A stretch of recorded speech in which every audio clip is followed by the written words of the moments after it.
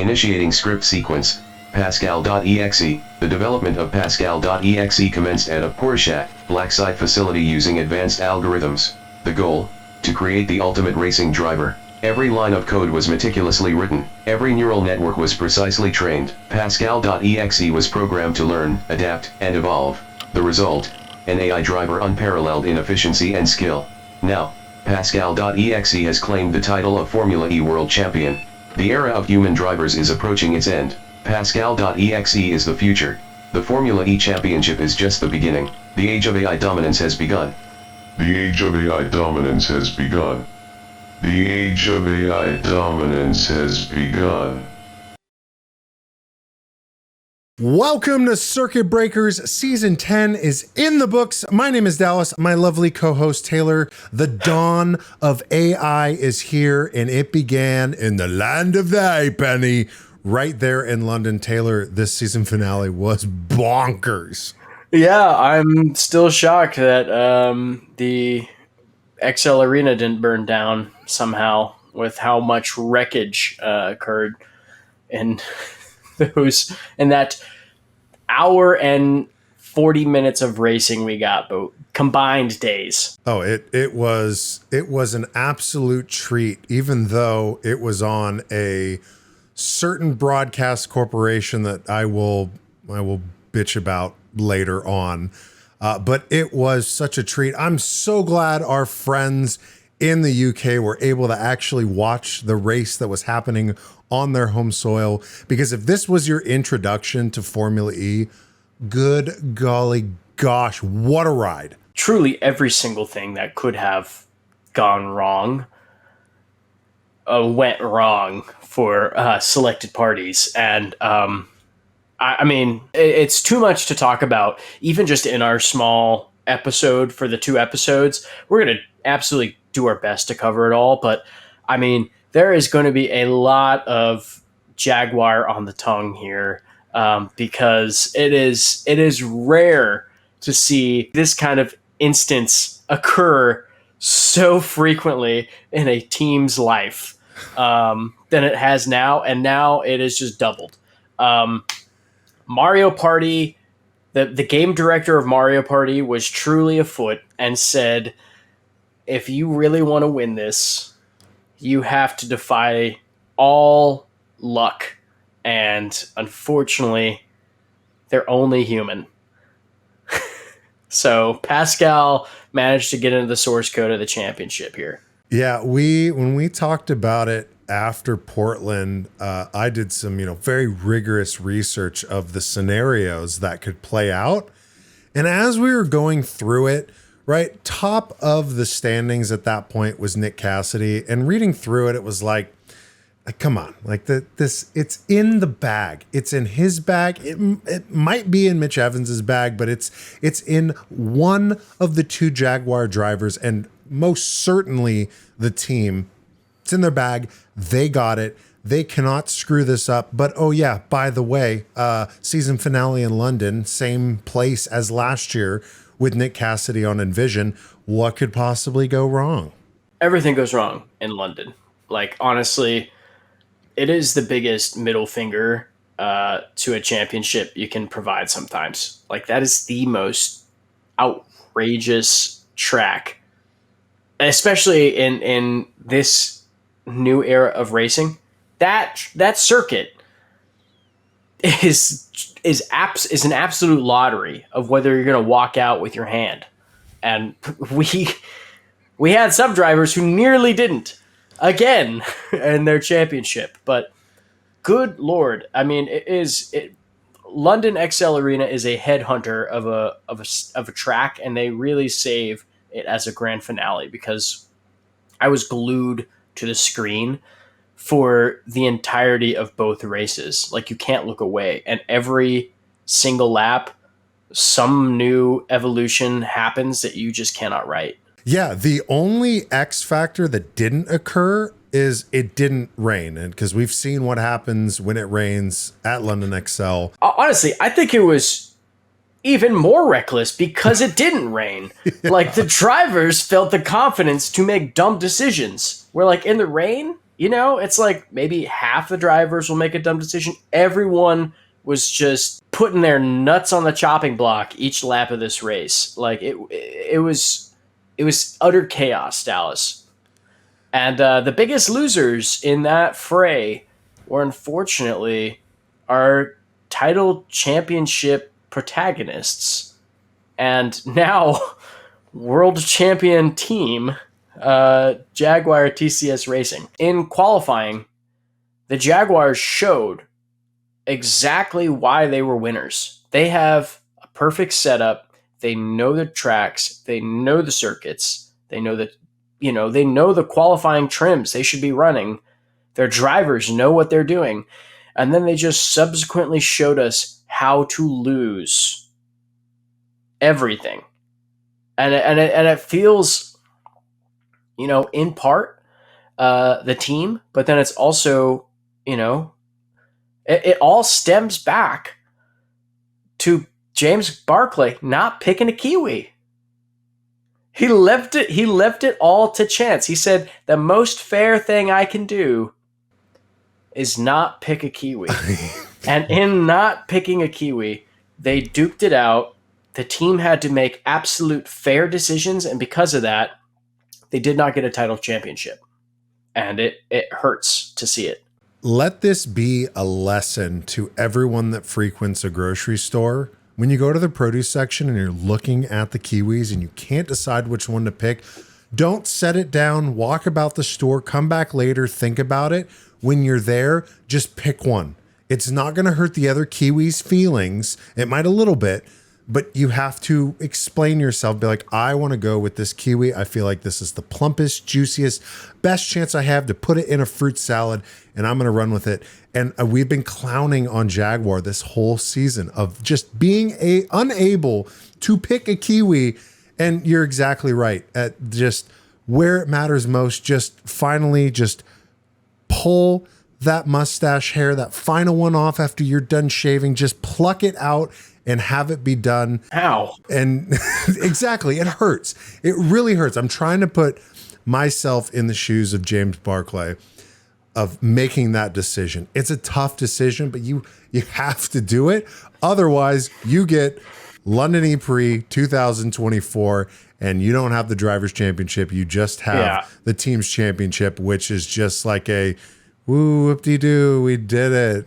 Fuck me. Yeah. Actually, I'm just gonna even just like come in here and pause because we just drove straight into the chaos of what happened at Jaguar. But Dallas, I think we just need to just give our general thoughts on London and the new crowned champion. Like, what are the takeaways of what this dramatic season finale was for you, Dallas? Like, what do you think? I think as a member of the human race, I'm eating my words because I had basically written off Pascal after Portland. It's like, this guy's not going to make it happen. We saw Dak just fantastical 4 out of 5 races P1. It's like, no, it's still the human's turn. It's still our time. And then Pascal just shows up with just fine-tuned programming for this track, for this car, for a championship in sight, and for what transpired on track for Pascal to take this. I mean, watching both races, and specifically the second one, when it was after Nick Cassidy went off for attack mode and he was P3 until he got kind of fucked by Max Gunther and was out. The level of precision, I mean, I'm not exaggerating. He was this close to Mitch's behind, and I'm not into butt play. But seeing that turn after turn, I felt blood flow going in a certain direction. I was like, oh my God, this is so intense. Is Pascal going to do it? And then I'm thinking Mitch Cassidy is doing it for the entire human race, not just for his team, not just for his own personal glory. He is doing it to try and prove that it is still our time. It's like the Goonies. It's like our time down here. Up there, it's AI's time, but down here, it's our time. It's like, we were wrong. It's not our time. Our time is done. AI is here. We lost it. It's over. This is the dawn of the AI. It is the dawn of the new age, and we have to be comfortable with playing second fiddle to a piece of technology that is just far more superior than us. I was pretty shocked to see Pascal take it all away. And frankly, he played it perfectly. The programming that was set forth really, really showed up. And frankly, I'm starting to think that the Germanator was able to come back from a prior race, seeing this play out with knowledge from the future to know how to really strike through all this. And I think, like, frankly, if you look at it, like, Pascal is a worthy champion. Really was around each and every race somewhere in the points. Won the races that were in his grasp. Had several, failures along the way, as every driver on the grid did.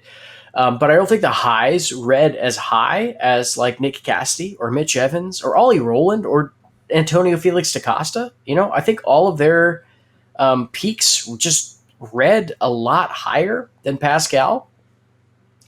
But I think Pascal managed to race the cleanest race in his entire history in the one race that mattered most. Right. The one race the messiest race of the season, Pascal kept it squeaky clean. And that is what essentially made him world champion this year. Do I think Pascal will be a returning champion? Absolutely not.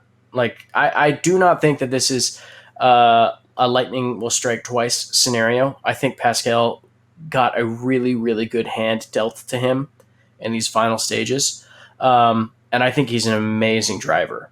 But I think that there are new eras of championships, of championship protagonists that are developing in these closing series that I think are just inevitable victories. So we're going to strike this one up for ChatGPT.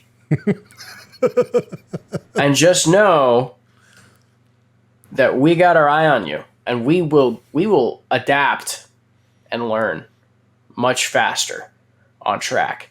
Do you know what a kilowatt hour is? Of course you don't. So head on over to the official Circuit Breaker store and pick up your What the Fuck is a Kilowatt Hour shirt today. Link to the store in the description. See site for details. James Barclay led Jaguar to winning the team's championship, and I don't think he has ever been less happy. Jaguar, I got to break this down. Jaguar went in to win the Drivers' Championship. They had two drivers to win the Drivers' Championship. That was their goal. They said, we're going to win the Drivers' Championship. They won the Team's Championship. Porsche went in to win the Team's Championship. That was their core goal, is to win the Team's Championship. And then they won the driver's title. Like, it was an absolute madhouse. This is the third year in a row that Mitch has lost the championship in the final race. And I mind you, two of which have come from technical errors. One was not starting and getting absolutely torpedoed by Eduardo Mortara. And now this is number two, which is waiting for the last 3 laps to take attack mode, and then it doesn't work. The beacons managed to absolutely fuck him. Like, the stress of that window closing down on you, of I have to complete an attack mode, and it's not working. Now, that I think does also relate into the overall strategy for Jaguar. I think that their strategy was a nightmare. I think that they destroyed Nick Cassidy's chance to win in order to favor Evans, and then destroyed Evans' chance to win by not favoring Nick Cassidy. And now this is the second year in a row that Nick Cassidy has lost a championship. And to be fair, the first year was not on Jaguar. Looking back, it feels as though it was the exact same issue in the exact same team. Envision basically embodied Jaguar in each of their closing arguments of a race. And so isn't it weird to like think back to this time last year? Yeah, but repeat of what happened in Envision, thinking you're stepping into Jaguar to bigger and better things for it to just come crashing down again. Yeah, worse. It's worse. I kept having flashbacks throughout these two races. It was just Nick Cassidy in the Envision command center, just, where the nice guy Nick Cassidy, like, hey, can you please give us some space? And that scene just kept replaying in my head, and I'm like, not this time. Like, come on, like he's already paid his dues. And then when he got shunted out by the gun and he was completely out, I'm like, oh no, don't show him again. And they did later on in the race, like, just distraught. Like we saw Antonio Felix, the pure human DaCosta, come up and just embrace him and hold him like, dude, I feel for you as a fellow competitor. And I'm like, I don't want to cry right now. I'm distraught for you, Nick. Now, the question that comes from this, because like arguably too much adversity for what I would say most worthy driver to take home that championship, obviously didn't play out that way. The radio messages we heard in that last race of Nick and Jaguar, I mean, I think, what he said was merited. He's pissed. He's just trying to get an explanation on why his own team has fucked him again. And so I think the question is does nice guy Nick, does that moniker, does it die with this season? Is it even a thing anymore? I think that there's been a big transition in Nick Cassidy. Like 2 years ago, he was still like a newcomer to the series, racing in Envision alongside Robin Frijns. Like I remember it clear as day. He got like one nice little win. It was the following season, as soon as Gen 3 came out, that Nick Cassidy really started to show up as like a real future rising star. And I think also to consider this is like pretty much it felt like from Shanghai to now, there was a real deterioration of Nick Cassidy's mental state as a driver. Like you could start to see him getting more negative and more critical about the team, to start seeing him complaining about the minor grievances of racing and complain about the actions of the team not favoring him versus Mitch. Whereas with Mitch, there was almost a reverse psychology to this, where it started to feel like he was putting his head down and starting to rise. And you really started to see that. There was a convergence point of the points, like through Portland to the final race. The issue is that Mitch Evans was getting dealt some pretty unfair things beyond their control, like a penalty in Portland for a kiss, for a kiss and a poorly designed front wing, and timing pylons not working. Like the beacons not working. Like frankly, this championship, all in all, really, really did end up belonging to Mitch. And that's, to me, was even harder to rationalize, because Mitch commented after the race. He's like, this is like the third year in a row where, I've lost the championship, and I feel like I'm cursed. Like I'm just never going to win a world championship. And his consistency and showcase and fighting spirit, I hope, is not jeopardized by this.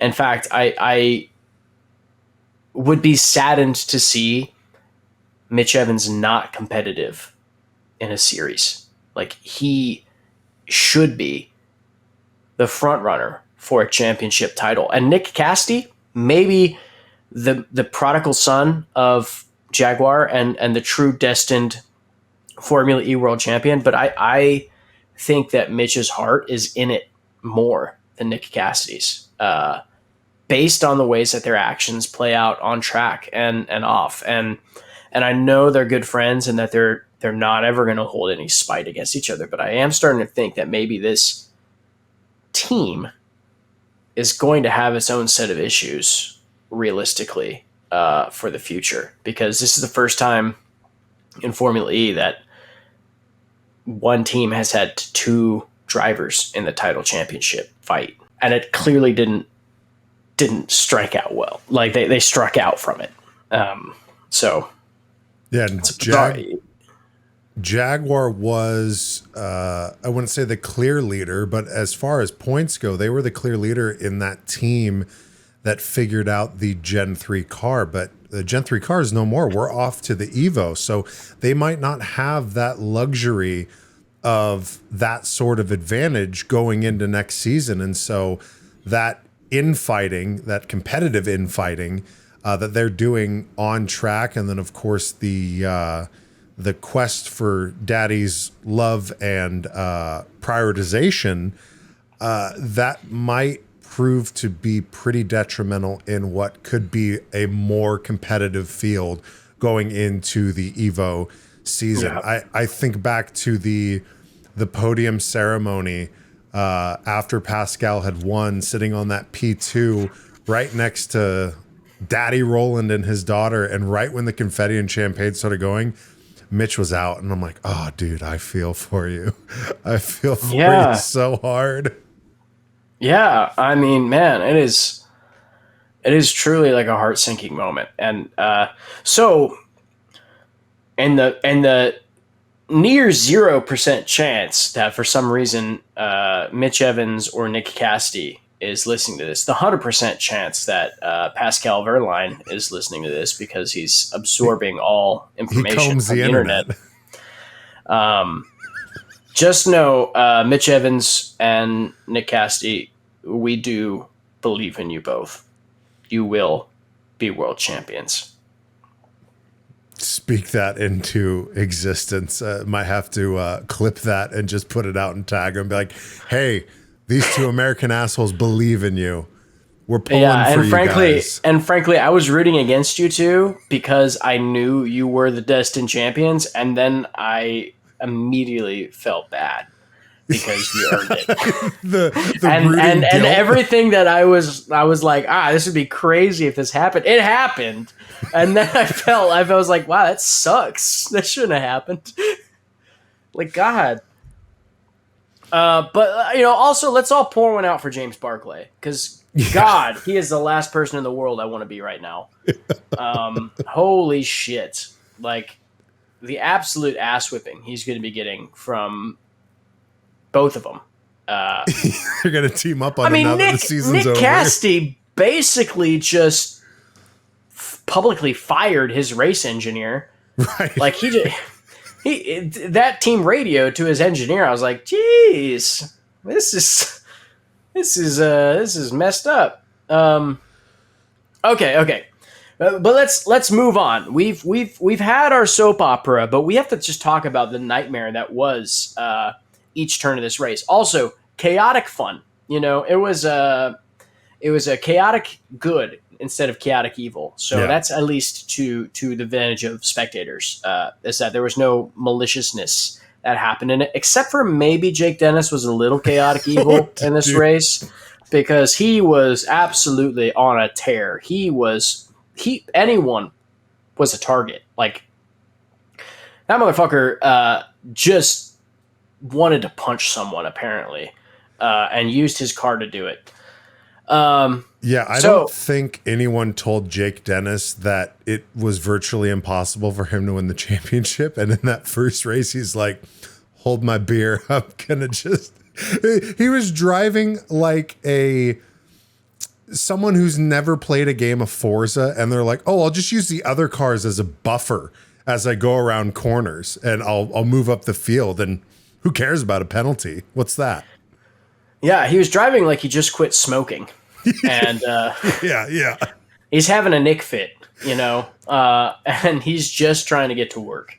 So let's see. He took out Frijns in the first race with a real bozo move, like just basically body checked him into a Tech Pro barrier. The line was Robin Frijns, blew up his hand again, like same hand also. We'll get into that. Then he went on immediately, like within like 2 laps, just ramrodded Jev in a similar move that was never going to stick. We had Ollie pinch DaCosta, and DaCosta was not happy. I believe quoted, he's such a sore loser. To be fair, that one actually could have pretty much gone either way. Neither one of them was giving up that place. Right. And I think that's Ollie's driving strategy. It's also DaCosta's driving strategy. I think Oliver Rowan was like, I'll take the L on this. You're right. But Ollie got a 10-second penalty. Jake bumped freaking nice guy Nick. And then Stoff knocked around nice guy Nick too. We had a total of, God, what is it, Dallas? We had how many DNFs across the 2 races? I believe there were 10. Yeah, so we had 10 DNFs across those 2 races. That's more than any combined doubleheader in the series. So all of you out there saying Peloton races are too dangerous, they're utter chaos, XL Arena is wild. XL Arena is wild. It's crazier than Monaco. I'm so excited that this was a preview to the London XL Arena's swan song that will happen next year, because this was so fun to watch. Oh, it was such a good bit of fun. Yeah, I cannot wait to watch Mitch Evans and Nick Cassidy have this exact same thing happen again. One more chance. One more chance. Now, you talked about Jake fucking Dennis just plowing into Frijns on that super tight chicane, just kind of reckless. He did get a 10-second time penalty for it. Yes. Robin Frijns, as we've talked about before, we were speculating that the league kind of put out like a no-hit order on Robin Frijns and his wrists. Ito Mortara way back in Mexico was like, I didn't touch him. I didn't touch him. I didn't touch him. I didn't touch him. Yeah. But Jake Dennis, caution to the wind, took out Robin Frijns. If you are not familiar with this driver and this league, he's hurt himself before pretty badly on his wrists. He was the first big injury, like sit out races injury in at least our time watching Formula E. I don't know if it's a historic thing that's happened in Formula E, but this was the first one where he blew up his hand and was unable to race. It was a huge blow to Robin Frijns' mental state racing. He had just started to get himself back. He just started to conquer his fear of driving again.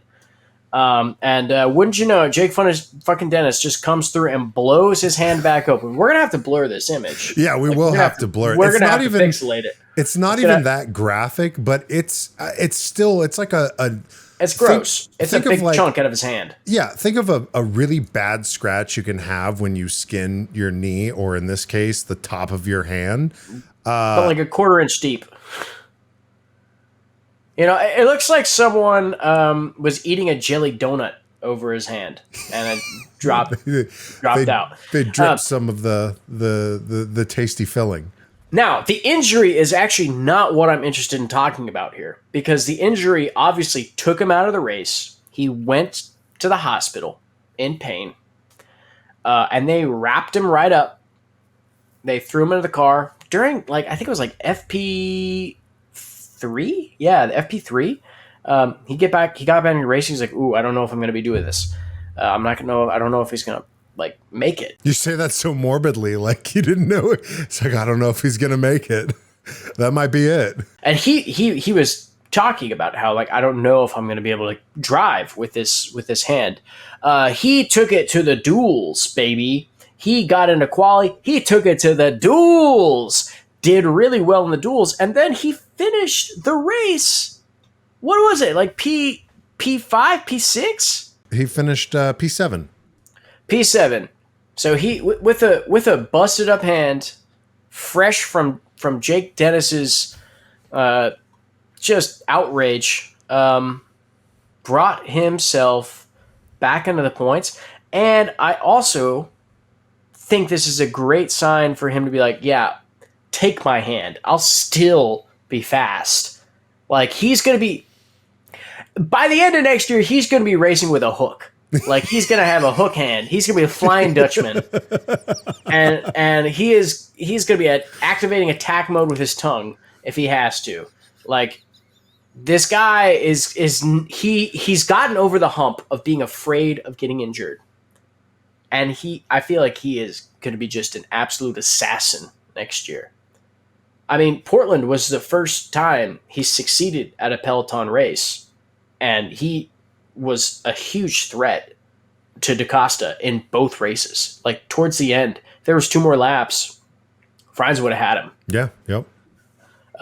So I'm sure he's in the point where he's like, take my hand. I got this. That Photoshop's going to be fun. Just doing him a favor, getting rid of his hand and wrist, and just putting a good old fashioned hook on it. I'm just imagining, instead of, your super advanced technological, like super neat looking steering wheel, he has just the old style, like spoked pirate ship Oh wheel. yeah, pirate ship wheel. Yeah. He spins it around 6 times to make a 20-degree turn. And still makes a podium. Yeah, I'm ready for it. The Flying Dutchman. He is no longer Fragile Frijns. To us, he is the Flying Dutchman. He's getting upgraded. Exactly. Thank God, Robin. We love you.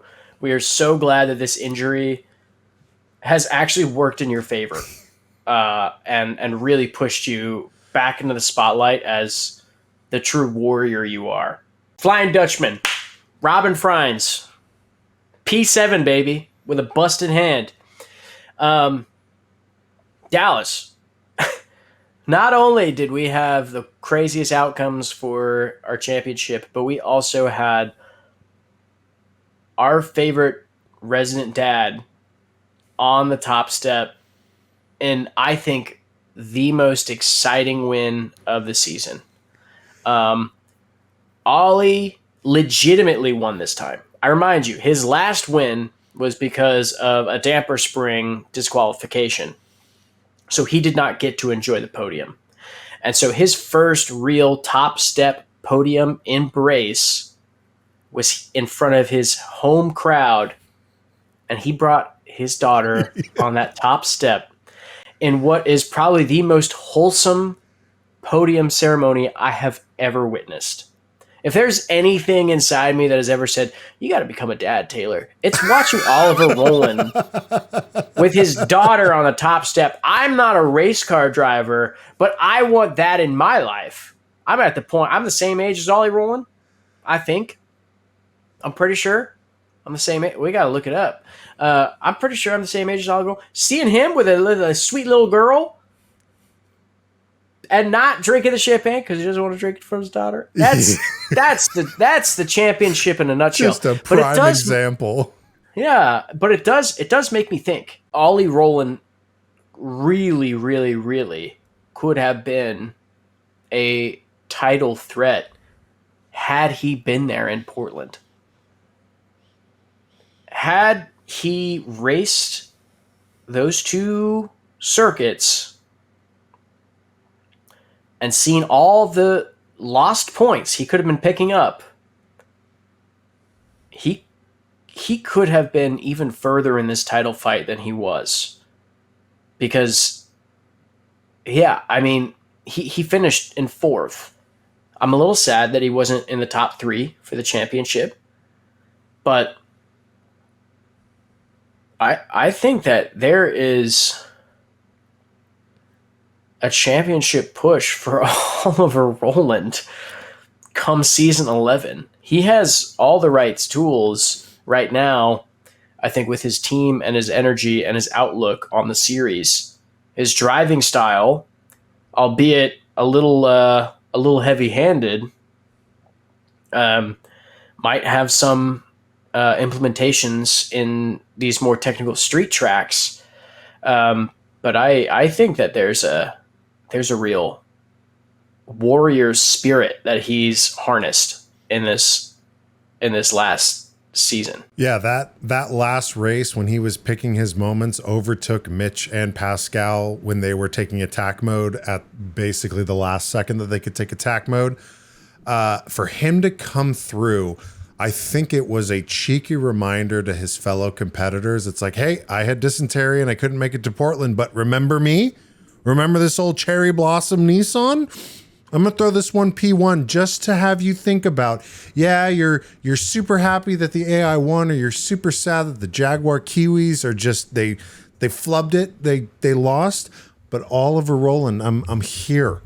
I'm one of those guys. Remember my name. For the record, too, 31 years old, and his birthday is coming up, so he's about to turn 32. So a lot of life still left in him. The other thing too, when I saw, because it's like end of the season, like Pascal is like the big name, right? He just won the championship. You kind of forget that Ollie won that race until you see his daughter along the pit wall. And I'm like, oh shit, there's the dad. There he is. I'm like, this is incredible. And then when they actually get up onto the podium for the ceremony, he's like, he brought him up. He didn't just do this for him. He didn't do this because it was a line of code written in him to execute and win a race. No, he's doing it for the younger generation. He is the people's father in Formula E. Yeah. I think it also just says a lot about the championship too. Like, I mean, Buemi had his kids at the track as well. And I think like you're never going to see Formula One kids. Like Formula One barely has any families in their series. Like, frankly, but Formula E seems to have just a lot of backing and support of like the love of families. And it's a warming thing to see. Every time we've been to a race, it seems like it's a family affair. Like you can bring your whole family out to stuff. And it just seems like there's a lot more nurturing spirit that's coming from Formula E that I think is just warming and it's inviting to be around for families far more than most other racing series you'll go to. Well, it's a lot to say when you can pick up a ticket for $50 to a race and then half that for a child. Formula One, you're gonna chalk up like 10 grand and then maybe 5 grand for your kid if they even offer a discount. They probably don't. So yeah, it is a lot more accessible because it's cheaper. It's fun for the whole family and you're not breaking the bank. Exactly that. So anyway, so proud of you, Oliver Rowland. Like, thank God.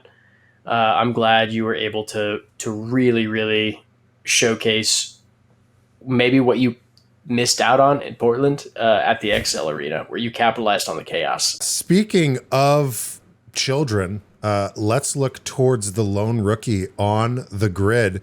Made it through the whole season. Depends on who you talk to. Was it a good season? Was it a bad season? He was out there. He was doing his thing. But I feel like he had one final rookie hazing that he needed to complete. We know back in Diria, someone cut the line on his brakes or he had diarrhea. We don't know, but basically locked up all the way down the straight and he was out of the race. Like, this Formula E is, it's pretty intense. And then in this final race, going up against Sam Bird, one of the oldest drivers, I guess he kind of took charge of, I'm going to be that senior member that does this last hazing on Daruvala, because when they collided, Daruvala spun around. And I have never seen this happen before on a Gen 3 car. We've seen it so many times from the front. We've seen so many front wings explode. Yeah. But Daruvala's ass just exploded all over the track.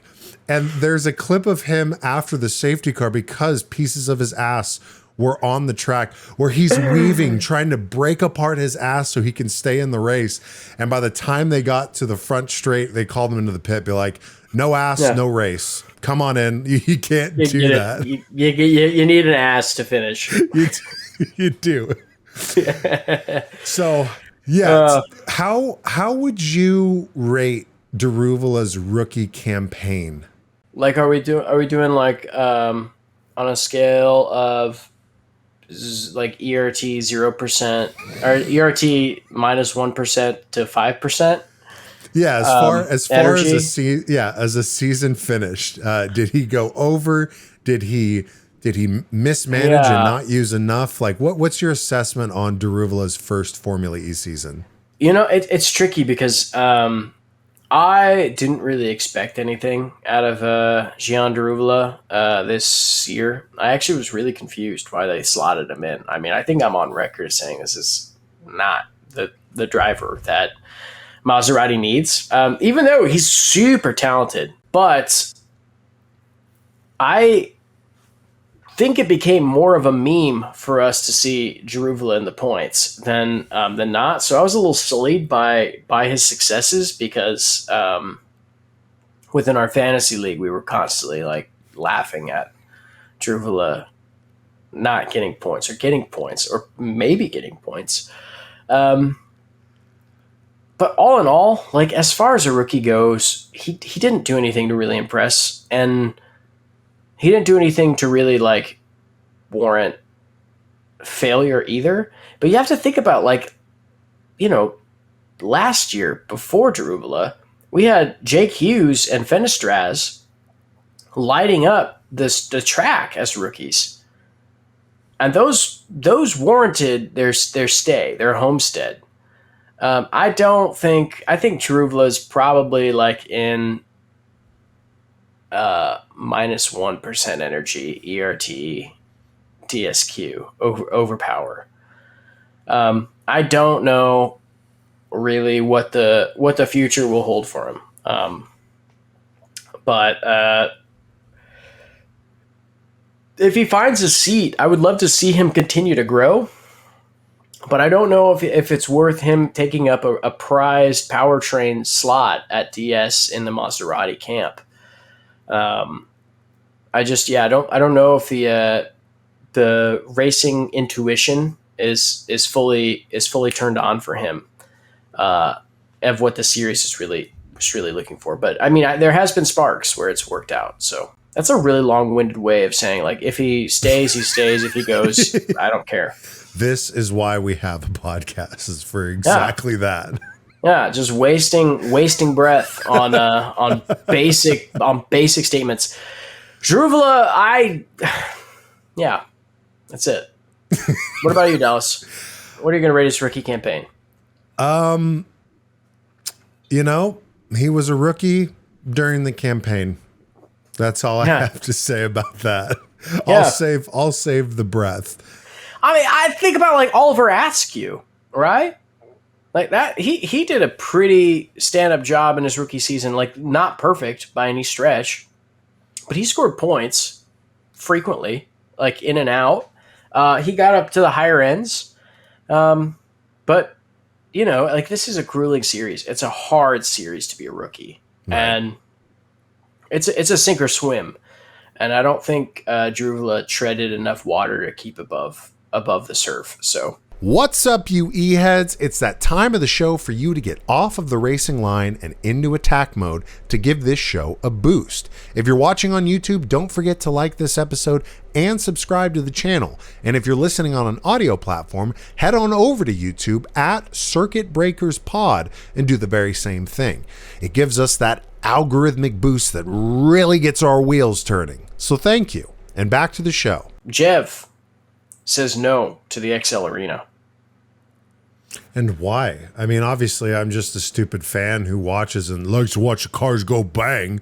But I really like this track. I really do. Even more so than last year with all the drama that unfolded. Now, this could be just kind of the end of season, the finale highs, where it's like, it always seems like cool shit happens in London at the XL Arena. But what's the big gripe with the drivers? Are they not having fun getting slammed into Tech Pro barriers and just not hitting attack modes? What's up with that? Yeah, so it's really just coming down to the speed and the pace of the cars is outgrowing the scale and what the XL Arena is prepared to really put out for racing. It's part of the reason why they said we're outgrowing XL. and we need to start looking for a new London race.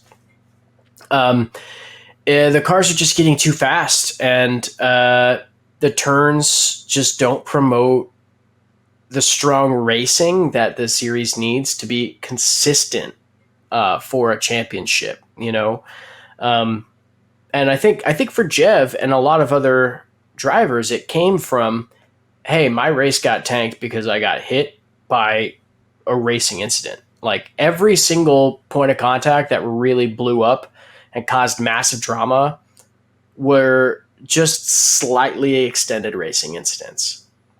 A racing incident here means you have two cars explode in the center of the track, and then it takes 10, 15 minutes of safety car to rectify.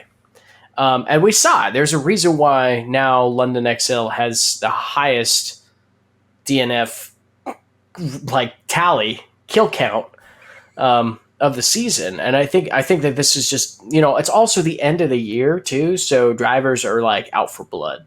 Right. Which I think is probably an unfair pressure to put on the XL Arena. But yeah, Dallas, what do you think of the current state of the XL Arena? I mean, I know you said that you love it, but at the same time, do you think that the racing really still stands up? Because I'm finding it challenging for the overtakes that should stick to stick. They have to be dirty moves, basically. There has to be some kind of contact to make any of the moves actually land. There's just not enough space on the track or in the turns to really negotiate. And, the drivers have to push. They have to make a little bit of contact to feel like make anything work.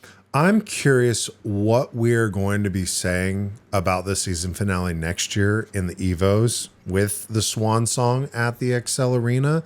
Yeah. Faster cars, unlocked front wheel powertrain, and we'll see how much sturdier these front wings are.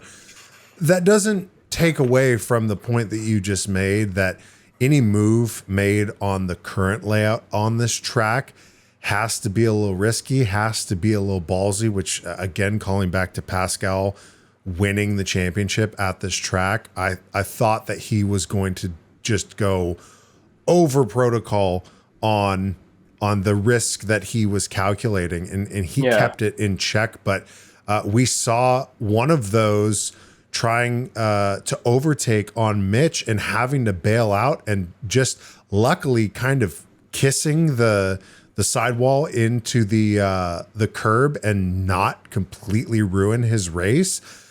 I mean, the drivers obviously are their point of view is in the cars. They are in the shit experiencing it. So I can't speak for them. I've never driven a Formula E car. I don't know what it's like to whip around in a giant Costco and then you go out into the parking lot and then you come back inside. From a fan though, holy hell, was it entertaining. And then adding to the drama of a safety car. I mean, thank God we didn't have a red flag, but safety car for a car that was crashed out. So Daruvala's incident with Sam Bird, he was right in the middle of that part of the track that was so thin that if they didn't get his car out in time, I don't know, because can the safety car just stop? What do you do there? So I was getting a little nervous because of the time block on the broadcast. And I was like, dude, if this takes much longer, we're going to get into professional bull riding before we even get a result, before we even know what's going to happen. But that is beside the point. That is just, the viewing audience in the US for a world championship. I don't know. I mean, obviously you want what's best for the drivers. You want them to be as safe as possible, but also have those opportunities to overtake. I think, like I said, we'll see next year how that looks. But beyond that, if the speculation is they're working on a Formula E friendly Silverstone circuit, does it merit moving out to Silverstone instead of staying in London at the XL Arena? I don't know. If they're going to make that jump, they're going to make that jump. But is it warranted enough, or is it Yep. worth the chaos and carnage at your season finale at the flagship of your sport in the home, the home race for the league? Totally. And also, like, I also want to mind that XL Arena has always been this way. Truly, every time they've raced in London, there is some 4-car, 5-car pileup that happens in this circuit. It is just the nature of this circuit. It's like the Monaco for F1, but it's Formula E's Monaco in London, because Monaco and Formula E is easy compared to this. It's just really tight, awkward turns, and it's awkward track. There's elevation changes, changes in track surface. I think it is a hell of a lot of fun, but I think about this, and it's like the title championship comes down to this, like, luck and chance based Mario Party minigame, where it doesn't matter if you're at the front or in the back. There's some maniac action that will happen, that will completely neutralize the race, that'll reset the race, that'll give you something completely out of your grasp of comfort. So I don't know. I mean, I'm desperately sad to see XL go, but I do think that this is a good start, a good sign to be like, we've reached, I think, the realistic end of what we can do with this circuit, with these cars, and for this championship. And it's gonna be sad, but I think that there's things in the future that can be prosperous. And I don't know if it's Silverstone. I still think the circuit is, like, the street track is the focus. Who knows, Dallas? I don't run the calendar here for Formula E. With the death of the XL Arena coming next year, I think that it's finally time we salute the death of another series. And with grandeur for us, an excited end to CBS Sports. I got in here. The race started around 9 o'clock in the morning. I get into the space like 8:55. I'm like, whoop-de-doo. We get some dramatic season finale coming up. Let's go. I go on to Roku, which I've done in every single race except Tokyo this season. I go to log on. I'm like, I'm going to watch myself a race. And Roku's like, would you like to sign up for Paramount Plus? I'm like, no, I don't. And then they go, well, that's where the race is. I'm like, oh, goody. So I have to go over to YouTube TV, and where do I look? Begrudgingly, CBS Sports. And there it is, Formula E, London ePrix starting soon. I'm like, great. The absolute worst network at covering sports. And if you're overseas in the UK, I'm sorry, I probably sound like the biggest asshole, because your woes of finding a stream of the race is much worse than me changing tabs to go to YouTube TV to be like, oh, I gotta watch commercials now. But I was so pissed because last year in the season finale, that last race ran over time and I didn't know what happened. They cut it. It was gone. The feed was gone. So we have drug CBS Sports through the mud in this show many a times, and I would be doing the same thing here, except someone at this multi-million-dollar broadcasting company got the bright idea that during your contractually obligated commercial breaks for St. Jude's Children's Hospital, and a tragic story of how a kid got sick and St. Jude's helped them get better or make their families' lives easier, the last thing you want to see during an electrifying finale of a series for the season. We got cancer kids dying on screen while we're trying to watch Pascal take a championship. It was a real bummer. But the saving grace is while we are watching this poor kid and their family, we get the eye on track picture on the side of it so we can still watch the action while we contemplate in our head, should I donate to St. Jude's? Like, they have a really good reputation for child health care. And then all the other, actually, I don't think, Saturday and Sunday morning, we were getting much like Cialis and Viagra ads. No, we definitely did get them. Now that I remember thinking about it, we still got it.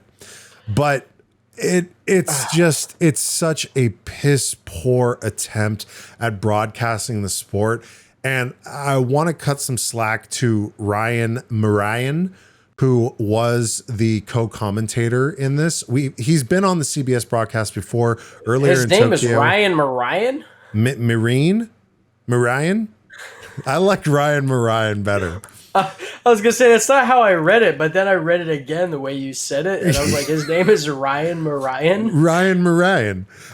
He's been on the Formula E CBS broadcast before, and no slight to him, he has a motorsport background. He knows racing, but I don't think Formula E is his forte, and he just kind of drew the straw to call this race, and so he was just doing his job. Fantastic job if you've never watched Formula E in your life, because he makes it a point multiple times of, these cars run on electricity up to 300 kilowatts and an attack mode up to 350. Yeah. One thing he did explain to me that I was glad that Ryan Marian was there to walk me through it, because I haven't experienced it before, is what the stipulations are when a car is still in attack mode at the end of the race. I didn't realize it was a disqualification. So Ryan, thank you for that. You were doing your job, but I fucking hate your employer. Please consider searching elsewhere for jobs, because you're great at what you do. Just don't do it for CBS Sports. You're perpetuating commercialism and ruining a fantastic season finale. Okay, I'm done. I'm sorry. Yeah, there's a death of a lot of networks in racing right now. IndyCar just died from NBC Sports, which is a real bummer.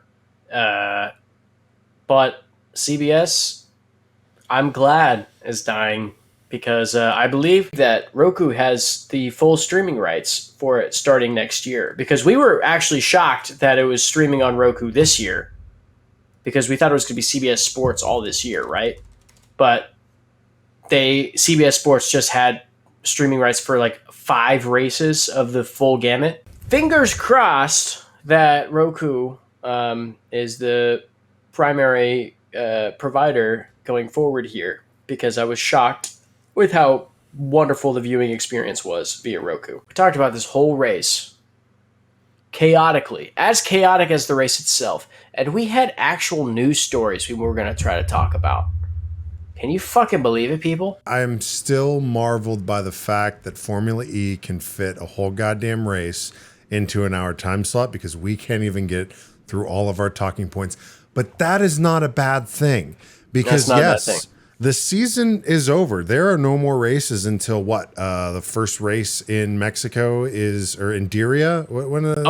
It is in Sao Paulo. They are leading with their best foot forward in December. So we are 5 months out? That doesn't mean that we are going anywhere. We are just getting started. So those stories that we were going to talk about, all of the silly season drama that is about to unfold in front of our very eyes, we're going to be there. Also, we're going to start getting a little bit more experimental with some of our video formats. Obviously, we're not going to be covering races when there are no races, but why not cover the drivers? Why not peel the onion layer back to learn a little bit more about what makes these drivers so great, not just for the sport, but just as a Formula E character, one that is brave enough to put their flaws and triumphs out there for just some 2 dudes who like racing to shit on them and have a fun laugh.